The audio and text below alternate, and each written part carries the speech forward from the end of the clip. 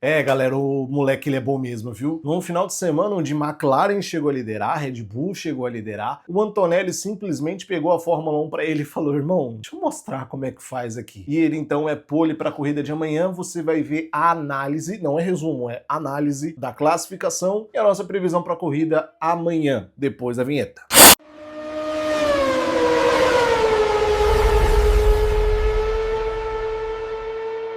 Vamos lá, como eu disse, é uma análise, não é um resumo, então eu vou passar aqui do lado para vocês como que ficou o grid de largada. Veja que o seguinte, não é como ficou a classificação, e sim o grid de largada. Por que essa diferença? Lando Norris, ele veio numa sequência muito forte nesse final de semana e conseguiu classificar o carro dele em terceiro lugar, impressionante terceiro lugar, para uma McLaren que até então estava pica sonsa, né? McLaren Não vamos vencer. terceiro lugar. No dia que o Norris não vai conseguir tirar vantagem da posição dele da classificação, eles conseguiram uma das melhores posições de largada desde o GP do Japão. Pois é, coisas que a McLaren faz e que a gente não consegue explicar. O carro deles é muito sensível, né? O vento, o acerto é muito difícil, e você vê que o Piastri hoje ele já não consegue mais acompanhar o Norris igual antes, porque o Norris ele se provou um piloto melhor, né, na questão do acerto do carro do que o Piastri, e por isso essa diferença tão grande. Então, seguindo o seguinte, vai ser Antonelli em primeiro, Max Verstappen em segundo, que mesmo fazendo um Megazord de Red Bull não conseguiu bater o Antonelli, a gente já vai falar sobre isso. Russell em terceiro, Leclerc em quarto, Hamilton em quinto, Piastri em sexto, Lindblad em sétimo, Gabriel Bortoleto larga em oitavo. Eu falei no vídeo de ontem que o Gabriel Bortoleto tinha sim condições de brigar por pontos e que o carro da Audi para esse final de semana não era tão ruim quanto parecia. Aí, ó, o resultado aí. Lawson em nono e Gasly com uma Alpine em décimo. Com as punições do Hadjar e do Norris, o Gasly ele pulou para décimo, mas a Alpine não tá tão boa assim não. Talvez em ritmo de corrida, que é o forte da Alpine, eles consigam chegar um pouco mais perto da pontuação. Mas no momento não é tudo isso, não deveria estar aqui. Norris então, que era terceiro, larga em 13º, e o Hadjar tomou 30 posições de punição. E por isso ele vai largar lá atrás no meio de duas Aston Martins, que é o lugar mais seguro para você poder largar, né? Já que a Red Bull não tem uma boa largada e você tem do lado dois tratores, logo não vai se arriscar tanto. Ele vai conseguir sair tranquilo e conseguir ir recuperando ao longo da corrida. Agora é o seguinte, o que chamou a atenção da gente na classificação foi que a Red Bull ela fez uma estratégia muito legal e também mostra o quanto que a Red Bull ainda continua sendo uma equipe que pensa fora da caixa e que tenta maximizar os seus resultados, né?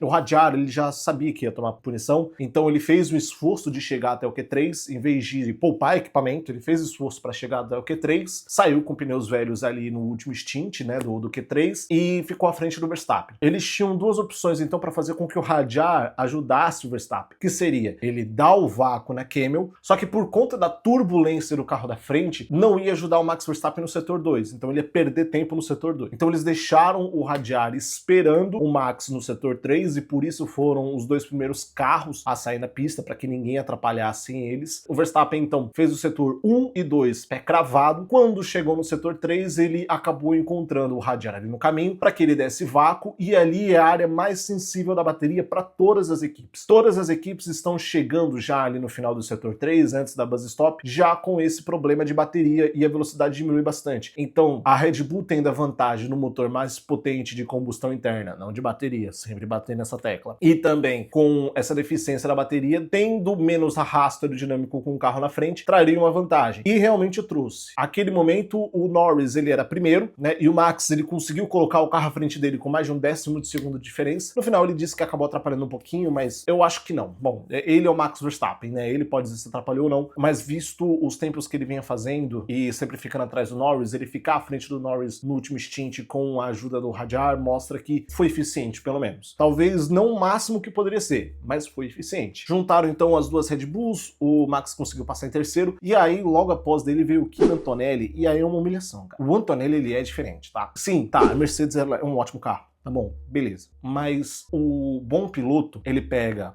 um bom carro, ele disputa vitórias. Um ótimo piloto pega um bom carro e ele consecutivamente ganha. Então ele não disputa, ele passa a ganhar, não é Norris. O piloto fora de classe, ele pega um bom carro e ele vira dominante. A Mercedes ela tem sim o melhor carro do grid, mas não é por muito. você vê que a Mercedes diversas vezes nesse ano ela vem sangrando. A Ferrari já conseguiu ganhar a corrida, né? Você vê que a Mercedes ela tem sim o melhor conjunto, mas às vezes esse conjunto não se conversa, visto o que o Russell tá passando. Então você vê um piloto do nível do Russell passar a dificuldade que tá passando e o Antonelli fazer o que tá fazendo, não é porque o Antonelli tem o melhor carro, é porque o Antonelli é o melhor piloto. Então é completamente diferente. O que o Antonelli tá fazendo na Fórmula 1 é consolidando o nome dele para falar assim: eu consigo disputar com Verstappen, eu consigo disputar com Lewis Hamilton, e se vocês me derem um carro que consegue me entregar vitórias, eu vou entregar títulos. Ele não foi campeão ainda. A gente ainda tá no meio da temporada, ele é o favorito para ser campeão no momento,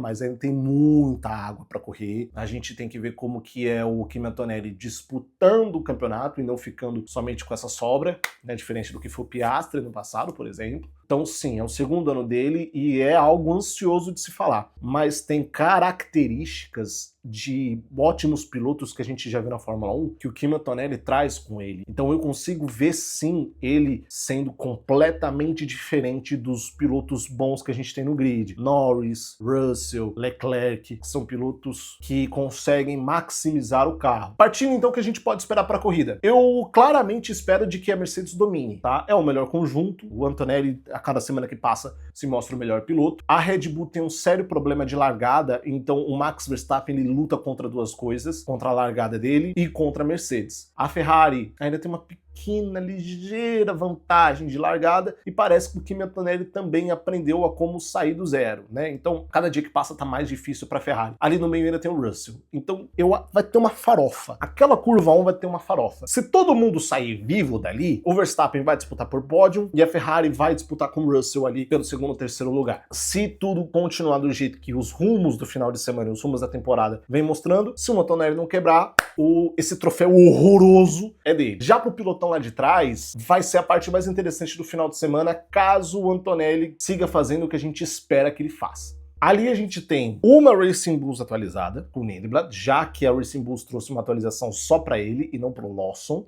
Então a Audi consegue disputar no olho a olho aqui com uma Racing Bulls. A gente tem Norris e Hadjar vindo lá do fundo, babando em estratégias diferentes, ou às vezes até seguindo a mesma estratégia, mas utilizando da pista grande para poder recuperar as posições, né, grandes oportunidades de ultrapassagem aqui para trás. A gente ainda vai ter o ritmo de corrida da Alpine e uma corrida de recuperação do Hülkenberg, do qual ele é especialista nisso. Então a gente tem Bortoleto ali largando em oitavo e a pior posição que o Bortoleto pode ficar é 10º. Pronto. Pelo que a Audi vem mostrando e pela que a Racing Bulls vem mostrando, o Bortoleto ele tem condições de ficar à frente do Lawson. Disputar com o Lindblad acho difícil. Em ritmo de corrida, as Racing Bulls são muito fortes. Mas a briga dele é essa. Ele precisa ficar à frente do Lawson e precisa disputar com o Lindblad. Porque se ele seguir nesse rumo, ele vai pontuar. E é muito importante pro Bortoleto e pra Audi pontuar e se consolidarem naquele pelotão do meio. E, gente, a Audi é uma equipe nova. Mas ela veio da Sauber. Não importa. É um câmbio que nunca correu, é um motor que nunca correu, é um piloto segundanista. O Hülkenberg talvez seja a parte mais sólida da Audi hoje, quando se trata de pista, e é uma equipe que vem funcionando junto. A Audi tem resultados sensacionais. E se a Audi começar a pontuar frequentemente, ela não é uma equipe que visa competir com as outras. O campeonato da Audi não é contra a Racing Bulls. O campeonato da Audi, e eu não tô falando dessa temporada, tá? Eu tô falando da história da Audi, que a Audi sempre trouxe para o automobilismo. É contra a Red Bull, é contra a McLaren. Ela tem tudo para ser a quinta força, ameaçando a quarta, a terceira, a segunda e a primeira. Talvez a primeira, muito tempo ainda. Mas a filosofia de automobilismo, de corrida da Audi, é ser esse monstro. A Audi, ela nunca entra para ser médio. Gente, ela ganhou Le Mans com um carro a diesel, tá? Então esse é o nível da Audi. Quando ela começar a pontuar regularmente, ela falar assim, beleza, aqui a gente tem uma base, segura. E o Bortoleto está fazendo isso para Audi. O Bortoleto está colocando eles numa posição consolidada, onde eles não precisam mais pensar em, putz, a gente precisa ser frequente. Não, a gente precisa ser melhor. Essa é a diferença entre uma Haas e uma Audi, por exemplo, Racing Bulls e Audi, Alpine e Audi. É outra mentalidade. Para finalizar o vídeo, a gente precisa falar do Rafa Câmara, que largou em 10º. No vídeo de ontem eu falei que ele largava em 8º, né? Mas não, 8º é a primeira posição que pontua na corrida sprint. O Rafael Câmara, na verdade, ele largou em 10º, com grid invertido, né? Já que ele vai ser pole para a corrida de amanhã. E conseguiu uma ótima corrida, terminando em 6º lugar. Foi uma ótima corrida mesmo. Tava muito difícil de ultrapassar na Bélgica. O Dirksen foi, sim, um ponto fora da curva e ganhou a corrida. Companheiros de equipe do Rafa Câmara, mostrando que a equipe tem, sim, condições de ganhar a corrida corrida amanhã, mas o que a gente conseguiu ver é que há uma degradação dos pneus e os pilotos precisam mais focar ali em salvar os pneus do que de fato atacar o carro da frente. Como todo mundo ficava ali num trenzinho de DRS, na Fórmula 2 todos utilizam o mesmo motor e chassi, é muito mais difícil você ultrapassar do que na Fórmula 1, onde há diferença de motor e chassi. Então a corrida dele foi maravilhosa, né? Os resultados que ele conseguiu, a progressão de grid que ele conseguiu, poucos outros pilotos conseguiram e, mais importante, ele pontua, ficando ainda vivo no campeonato. Vai ser difícil ele alcançar o Gabriel Mini e também o Tsolov, mas ele tá ali. A sorte segue os campeões. Então, se por acaso ele der sorte e ele continuar nesse ritmo no qual ele tá, ele pode sim bater título, mas nesse momento o Tsolov e o Gabriel Mini estão sim em outro patamar. Mas é muito importante para ele fazer essas corridas boas, né? De recuperação. Ele teve dificuldade em Mônaco, teve dificuldade no Canadá e agora vem ganhando corpo. Ele que é um dos nomes favoritos aí para assumir o assento do Ocon, que pra gente a gente já trata como desempregado, e quem sabe se pá uma Cadillac, né? Acho difícil, muito difícil. Estou jogando uma Cadillac no ar aqui. A Fórmula 1 é o esporte previsível, mais imprevisível do mundo. Essa foi minha análise da classificação. Aconteceram outras coisas, o Hamilton bateu, mas eu acho que no final não acabou sendo tão forte. E a Ferrari também continuou sendo a Ferrari, eu já falei em outros vídeos sobre o desempenho dela, né? Ontem eu soltei um vídeo sobre Max Verstappen e Antonelli, quem tinha demonstrado mais força, e eu disse que o Antonelli seria sem referência do final de semana. Acertei. Disse que a McLaren foi um acidente, ele não foi um acidente, mas foi ela não ia se manter, e na verdade eles calaram minha boca, eles sim se manterem. O Norris mostrou um ritmo do qual ele me surpreendeu, né? Então errei, mas sobre o Gabriel Bortoleto eu acertei. Então siga o canal para mais análises, eu vou acertar mais do que eu vou errar, eu te prometo. E também se inscreve aqui embaixo e também curta esse vídeo aqui embaixo, compartilha com um amigo que não viu a classificação ou que até viu, mas não sabe o que esperar para a corrida amanhã. Também siga a gente nas redes sociais, TikTok, Instagram, lá eu posto vídeos verticais todos os dias. Ontem postei a história sobre o capacete do Ocon, que é com o Homem-Aranha, e também outras vezes no qual a Fórmula 1 teve participações de super-heróis, inclusive Xena Guerreira no carro do pai do Max Verstappen, tá muito interessante. E eu conto aqui embaixo com a sua previsão para a corrida amanhã. Quem vai pontuar, quem vai ganhar e quem vai surpreender. Conta pra mim aqui embaixo, tá bom? Eu sou Yuri Valentim, esse foi o Diário de Pista de hoje e eu vejo você amanhã depois na corrida. Um beijo. Tchau.